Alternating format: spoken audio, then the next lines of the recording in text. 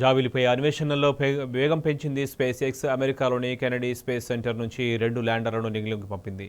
Blue host 1, హకోటో R2 ల్యాండర్లను కక్షలోకి ప్రవేశపెట్టింది. Falcon 9 rocket ఈ ల్యాండర్స్లో blue హోస్ట్ను firefly aerospace సంస్థ నిర్మించింది.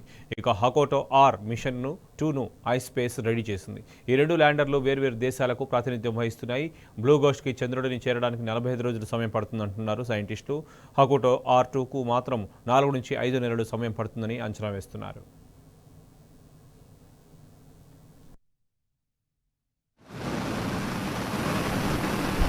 Vehicles pitching downrange. 5, 4, 3, 2, 1.